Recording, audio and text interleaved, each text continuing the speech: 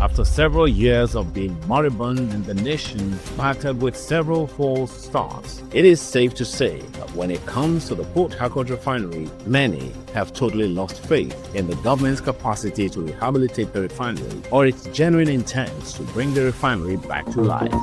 Between 2010 and 2023, the Nigerian government spent over 11 trillion naira rehabilitating refineries that never came back online.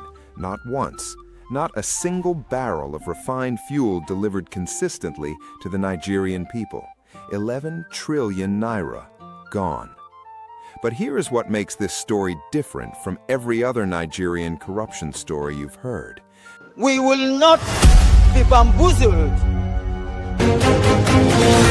Harcourt Refinery, we understand, has commenced processing of crude oil. This one came with press conferences, with ceremonies, with a sitting president issuing congratulatory statements for refineries that were not actually working. Nigeria has 4 state-owned refineries designed to process 445,000 barrels of crude per day. That capacity, if functional, coupled with Dangote refinery, would make Nigeria a net exporter of refined fuel. Instead, for decades, Nigeria, an oil-producing nation, imported the petrol it pumped from its own ground. Think about that. You own the farm, you grow the crop, you ship it raw to someone else, they process it and sell it back to you at a premium. And every year, the people supposed to fix your processing equipment hold a ceremony, collect their budget, and deliver nothing. Zero consistent production, repeated shutdowns, and facilities that remained largely non-functional despite round after round of rehabilitation spending. This is not incompetence. Incompetence produces some result. This is a business model where the refinery not working is more profitable for certain people than the refinery working. When Tinubu assumed office in May 2023, he removed the fuel subsidy. Petrol prices tripled overnight. The justification was straightforward. The refineries would be fixed, domestic production would bring prices down. Suffer now, gain later. In August 2023, the Minister of State for Petroleum announced the Port Harcourt refinery would commence operations by December 2023. From what we have seen here, Port Harcourt will come on board by the end of the year. Warri will start by the first quarter of next year. And then Kaduna will come on stream toward the end of next year. Deadline passed, nothing. In March 2024, NNPC CEO Mele Kyari told the Senate the refinery was complete and would produce petrol by end of March. Deadline passed, nothing. 5 separate public promises. 5 times Nigerians were told relief was weeks away. Same silence every time. Then came November 2024. NNPC declared it had revived the Port Harcourt refinery. Harcourt Refinery, we understand, has commenced processing of crude oil.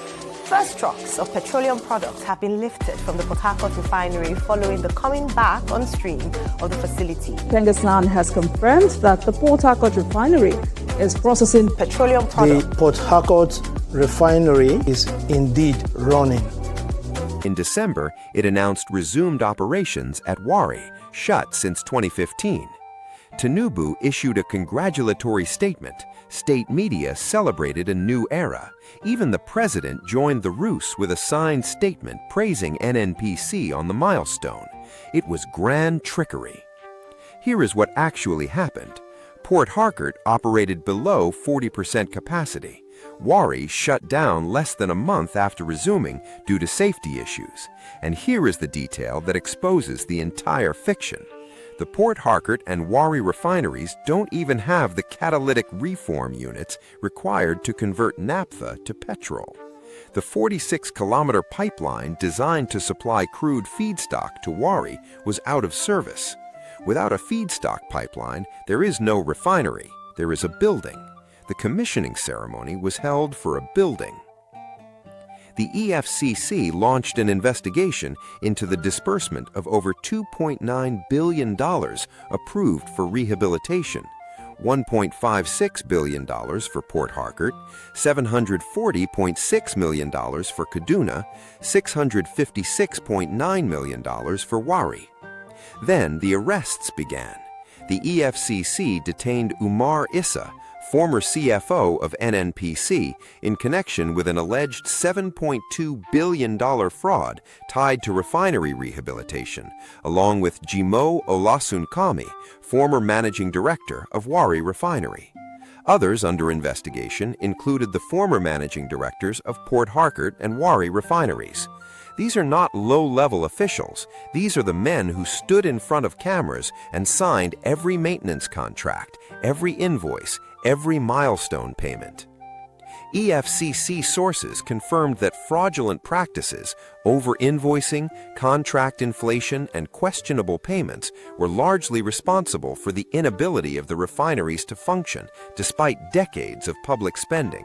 In one case, investigators found roughly 80 billion naira sitting in the bank accounts of a sacked refinery managing director. That is not a salary, that is a cut. So the refineries did not fail because of technical complexity. They failed because they were not supposed to succeed. The breakdown was the product.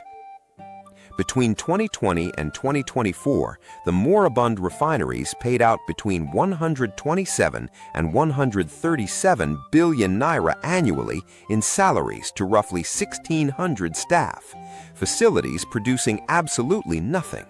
You are paying a full workforce to maintain equipment not running, to process crude not arriving, to produce fuel not being refined, every year, for years. And during this entire period, ordinary Nigerians were told that subsidy removal, which tripled their fuel costs, was the painful but necessary path to energy independence. In February 2026, new NNPC CEO Bayo Ujulari said what everyone in the industry already knew. His internal review revealed the refineries were running at huge losses due to high operating costs and excessive contractor spending.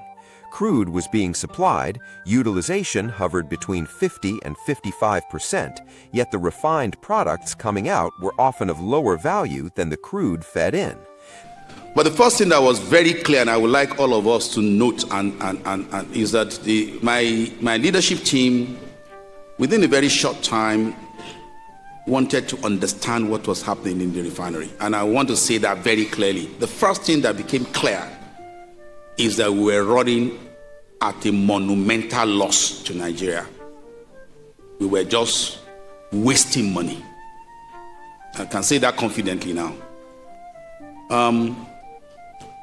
So the first decisions I had to make was to stop the rot by ensuring that we stop and first of all calibrate quickly, rebase to see what do we do. You wonder how we're losing money.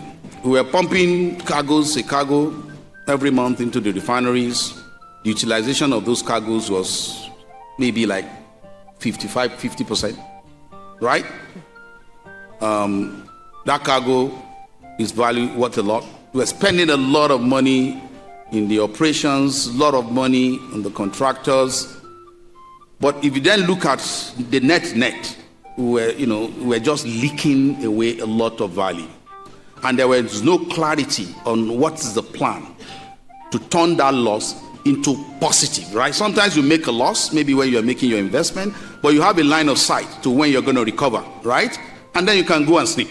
But that line of sight wasn't clear. So we decided to just stop the refinery and do a quick check. Our plan was that if things were all lined up, we will reopen them and maybe work on them. We realized that we were destroying value also because the crude we were taking into Port Harcourt Refinery, for example, we're coming up with mid-grade products, right? Mid-day products that when you aggregate their value compared to what you put in was a waste. They were literally destroying value, and someone called it progress. He noted that political pressure to keep the refineries running was intense, but the company insisted on applying strict commercial logic. Of course, there were political pressures to keep refinery war running. There was a lot of pressures And that's, again, what I said, that the blend of people like us who have been trained for over 35 years with blinkers on to look at commerciality and profitability, you can't sleep with that. It's not possible. That's the most damning line in this entire story. Political pressure to keep running refineries that were hemorrhaging money, because the losing was the point. After $25 billion, after ceremonies, after arrests, after 80 billion naira found in one official's account, after Warri collapsed in 1 month and Port Harcourt ran at 40% before going dark again, Nigeria is now in talks with a Chinese firm to run its refineries. The NNPC CEO flew straight from a meeting with a potential Chinese investor operating one of the largest petrochemical plants in the world. The solution to Nigeria's refinery crisis is to hand assets built with public money, maintained with public money, staffed with public money to a foreign operator, because the Nigerian state has conclusively proven it cannot run them. Dangote spent $20 billion to deliver a greenfield, 650,000 barrels per day refinery.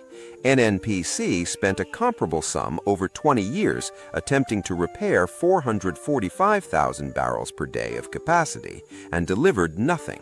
One man, private capital, no ceremonies. The other, sovereign mandate, 11 trillion naira, full state apparatus, and a fraud investigation. The contrast is the verdict. The refineries decayed across multiple administrations. When subsidy removal created political urgency, billions flowed into rehabilitation contracts that became feeding troughs. Officials collected kickbacks, contractors over-invoiced, ceremonies were held for facilities that could not produce. A president congratulated a refinery that was not refining. The public absorbed higher fuel costs on a promise that was never coming. And now the government that made those promises is negotiating with China to do what it could not. This is not a governance failure. Governance failure is accidental. This is a system that worked exactly as designed for the people inside it. The refineries were never the product. Nigerians were.